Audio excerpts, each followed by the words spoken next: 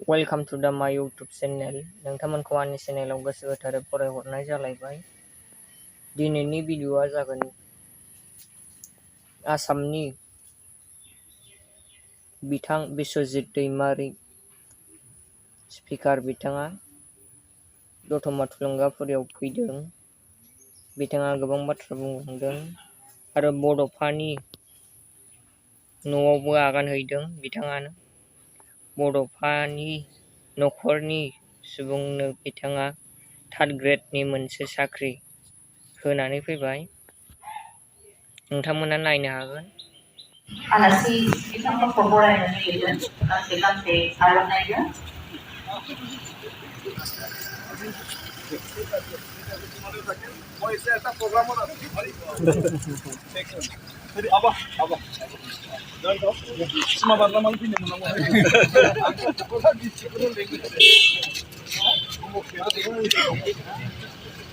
Speaker सारजों लोगोसे जोंहा लेंहरजानाय आलासि बिथांमोनबो दंफैयो। कछारी अट'नमास काउन्सिलनि गाहाय मावफुं सोद्रोमा मानगोनां मिहिर बसुमतारी, लोगोसे कछारी अट'नमास काउन्सिलनि मावफुं सोद्रोमा मानगोनां अनिल बिथां। नैबे मददआ खावलायबाय गावनि बिबुंथिखौ लाखिनो थाखाय।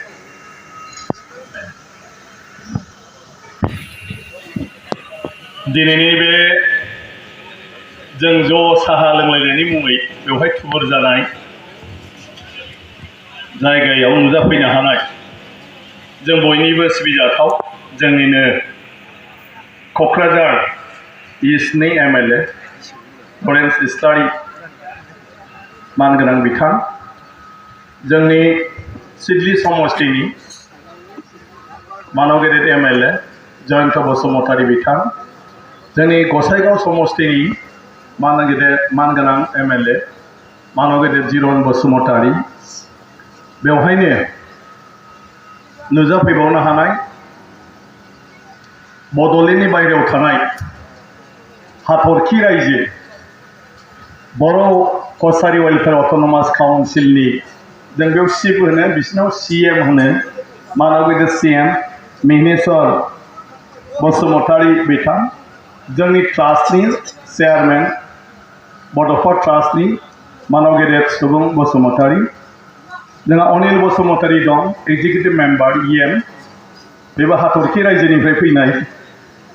आं सेटेलाइटखाय लेथेर फेथेरखाय हाथरखि रायजो दोनदों बिसिनि नामखौ आं हिसाबै। दा बे हाथरखि बायदि बर'फोरनि बे रायजो मोनसेया बेयाव दलरसे धुबुरीनिफ्राय लानानै सदियासिम, जोंदि सदिया होनबाय थायो नङा होमबा, लखिमपुर धेमाजिनिफ्राय लानानै गलाघाट नागालेण्ड बर्डारसिम जेसेबां बर' गामि दं बेखौ लानानै बर' कछारी वेलफेयार अट'नमास काउन्सिल। गतिके लाम बड'लेण्ड बायदि नङा बियो।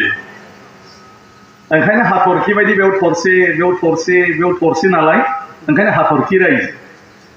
आंनिबाथ' बर' कछारीनि सोलाय हाथरखि रायजो होनबाबो जाबायमोन अट'नमास काउन्सिल।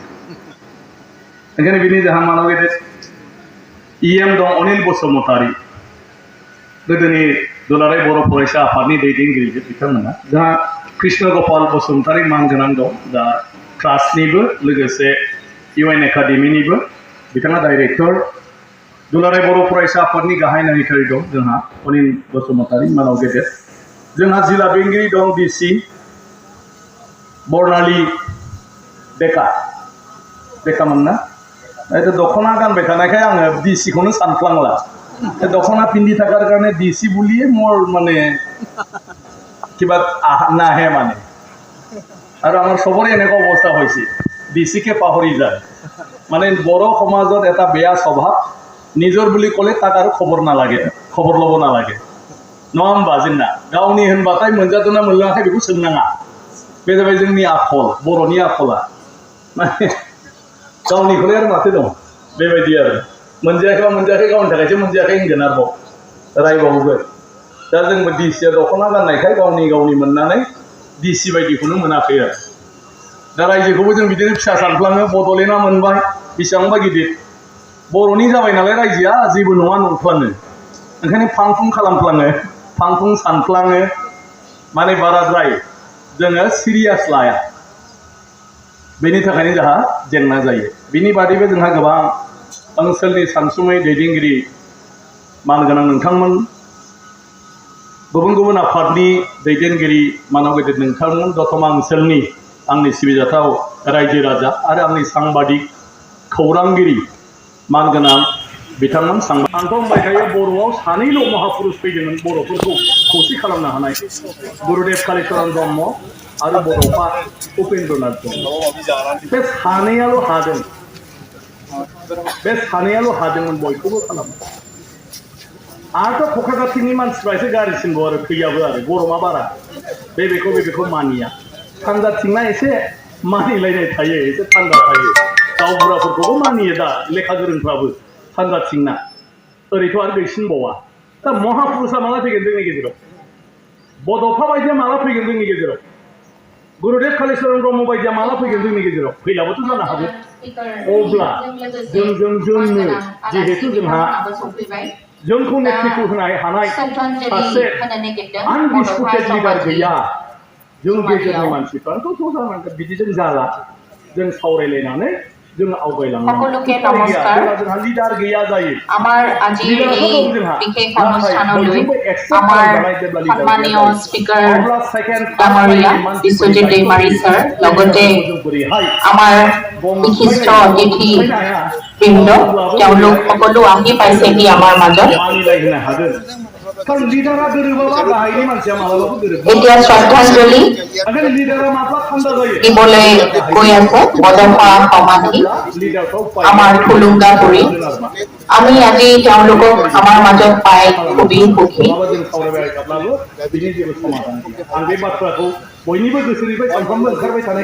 অতি ব্যস্ততাৰ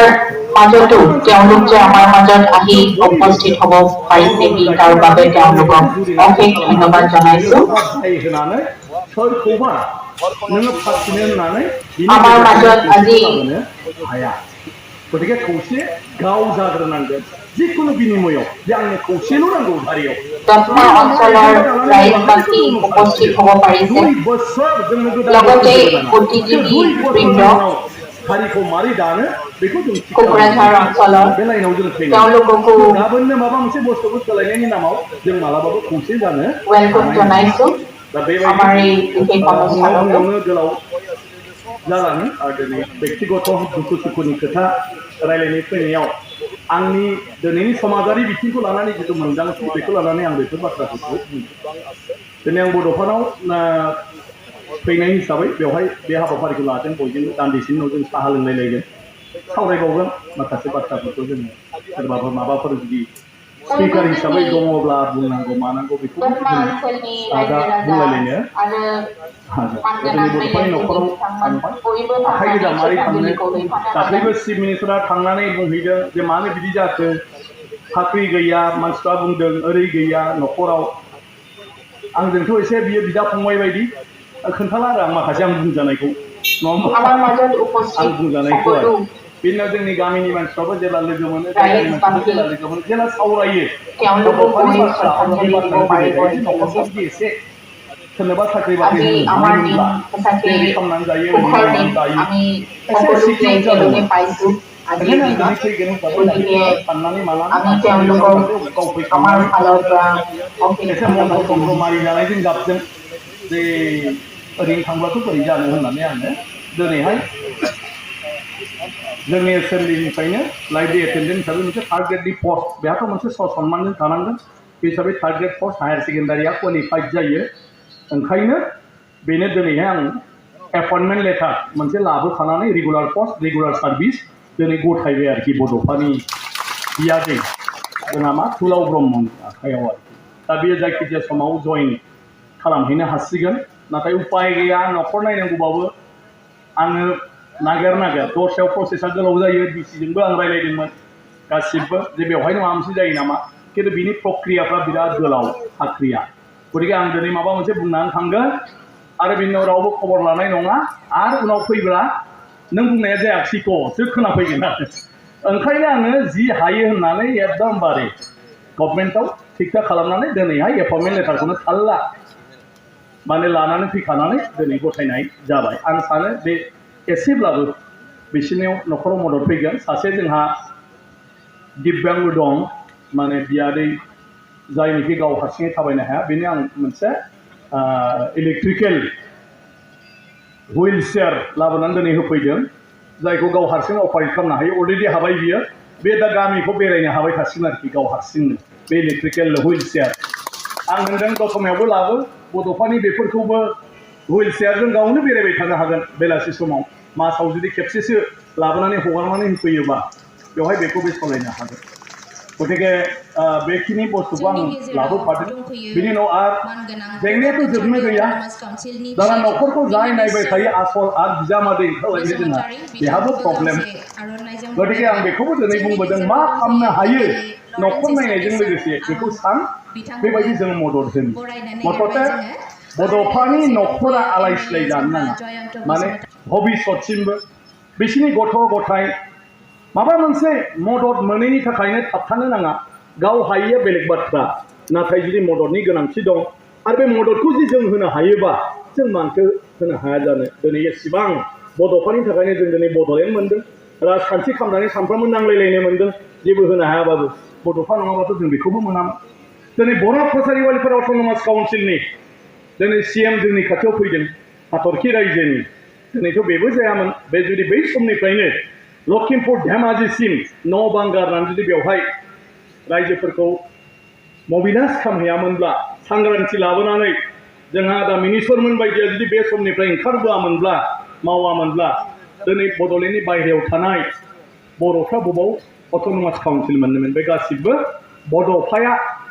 जोंखौ फोरोंलांनाय खालामनानै गालांनायनि थाखाय जों दिनै बेयाव सफैदों बड'फाया जाहैबाय सासे अबतार सासे असाधारन सासे महापुरुष जों लोगो मोननायखाय मानसि बायदि मोनो खिन्थु जों माब्लाबाबो बड'फा बायदि जानो हाया ओंखायनो बड'फाया जों बायदि बियो माने साधारन सुबुं बे सासे असाधारन सुबुं जायनि थाखाय बड'फाया जि हालोद न'खरनिफ्राय फैदों जिउनि दावहायाव बियो न'खरनि थाखायसो जुजिनांगौमोन गावनि थाखाय जुजिनांगौ फैयै फैनानै फरायनायबो फोजोबबाय बिनि उनाव मोजां साख्रिबो मोनमारबाय सेल्फ टेक्स इन्सपेक्टर 1985-86 आव बर' जाथिनि बे अफिसारा बेसेबां गिदिर अफिसार साबसे दंमोन जोंहा APSC एलाइट सार्भिसाव साख्रि मावनाय जोंहा साबसे दंमोन बेखौ आंनिख्रुइ जोंनि सिनियर बैसोगोरा मानसिफ्रा आदारहायमोन बायदिया मोनथिसिनगोन जे जोंनि क'क्राझार ओनसोलावनो बड'फानि समाव साबसेया बेबायदि इन्सपेक्टर रेंकनि गेजेटेड अफिसार दङमोन न'खरावबो जेबो गैया बिनि सायावनो सोनारनाय नाथाय जेब्ला बड'फाखौ 1986 आव रौतानि कनफारेन्सआव एमब्रायै नों नङाबा हारियाव रावबो गैला हारिखौ नोंनो खांनांसिगोन नोंनो दैदेननांसिगोन गतिके नों बिबानखौ लायाब्ला हारियानो सेस बे समाव बिथाङा बारे बारे बुंबाय बायदोंमोन जे आं दा हाया साख्रि मावनाय मानसिया एक्सुवेलि आफादगिरि जाजाबाय साख्रियाबो साख्रि मास्टारबा बेलेगमोन नङा होमबा दा मास्टाराथ' जोंना सब बिबान लानो हायोमोन बे सेल्फ टेक्स इन्सपेक्टरा बोरै एक्स' प्रेसिडेन्ट जानो हाबाय बायनांगौ बेसोरा बहुद बुंबाय बायदों आं होनबा क्लास 9 आव फरायोमोन आरो बे रौता कनफारेन्सआव आङो दंमोन डेलिगेटआव मा जाबाय थादों बेखौ जोङो उन्दैब्लाबो बे समाव एक्टिभमोन नालाय जों मोनबाय थायो आरो लोगो मा जाबाय थादों बे उनाव उपाय गैया बेयो लानांबाय अपेन सेसनाव आं दंबाय थायो बेवहाय अपेन सेसनाव बेखौ फंनैसो बिबुंथि लाखिदोंमोन बेयो खुब सुंद' बिबुंथि लाखिदोंमोन जे आं गोसो गैयाबाबो आं हायाबाबो आंखौ जबरदस्त नों गैयाबा जाला होननानै नों लायाबा जाला होननानै आफादगिरि बिबानखौ लाहोबाय आरो आं नाजावना लाबाय दिनै जुदि बर'आव रावबो गैलाब्ला माथो खालामबावनो ओंखायनो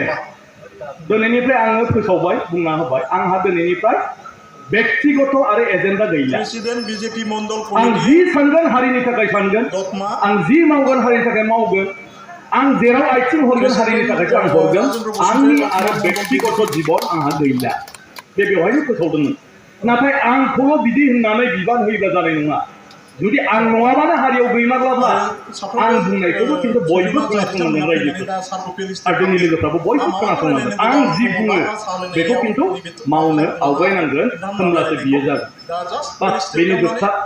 बिबुंथि बेवहाय कनफारेन्सआव जौथा कनफारेन्स बेनि उनाव फैनानै गमामायैनो थांबाय दानाबा मुरखुम सेलेक्टिं नङा होमबा जनायथि थांनानै गामि गामि माला दिन जोबो माला बोथोर जोबो बेजों खोथा गैया मबिलाइज खालामो साख्रिखौ रिजेन होबाय सेल्फ टेक्स इन्सपेक्टर साख्रि न'खरखौ नागारबाय बिमा बुरिया मा जानानै दं सोरबा खुरमा बाहागिया मा जानानै दं बेजोंबो जेबो सम्पर्क गैला पुरा बेनि बेबायदि मोनसे त्याग समस्त नागारनायनि उनाव सानफ्रोमबो रेस्टलेस खालि हारिनि थाखाय जों सोमावसारनांगौनि बाथ्राफोरखौ जेब्ला बियो सब बुङो अब्ला बेजोंसो बर' हारिया खौसे जानानै बे मास मुभमेन्ट बिथाङा जेखौ बुंबाय जे बयबो साफा सानैल' नङा बिनि थाखायनो एमप्लयिज फेडारेशननि जोनोम आदबनि जोनोम हारिमु आफादनि जोनोम आदारवाइनमोननि जोनोम गासिबो जे बयबो बोराय बेन्थु सेंग्रा सिख्ला खुगायावनो फैबाय थायो बेना भाषण होबाथाय बोराय बेन्थु सेंग्रा सिख्ला साख्रियानो माव आबादानो माव मेथाइयानो खन मोसा रंजा खिन्थु जातिनि थाखाय बयबो सोमावसारनायाव बारसोमनांगौ बेनि जेब्ला रेस्टलेस खुनु सार्थ गैयैखौ नुबाय खोनाबाय बयबो बड'फानि खिथु खिथु खारफाग्रा जाजोब्बाय जोंनिथिं जेब्ला बड'फा फैदों होनो हिनजावफ्रा थोरसि लथा सुनायखौ गारनानै बड'फाखौ नायनो थाङो बड'फानि मिटिं खोनासंनो थाङो बे समाव 87-88 बड'फा बेबायदि मोनसे बिथाङा बर' जातिनि गेजेराव सुप्रिम सेक्रिफाइस गावनि व्यक्तिगत जिबनखौ गारजोबनानै हारिनि थाखाय बिथाङा दायित्व लानानै खामानि मावो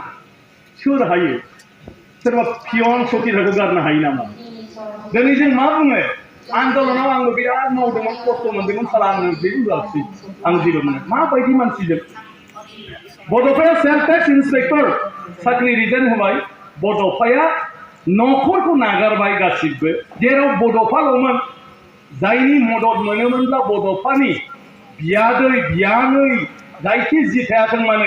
लेखा फरा फरायनानै दिनै सोरबा प्रफेसार जागौमोन सोरबा अफिसार जागौमोन आरो हयथ' दिनै एमएलएबो जागौमोन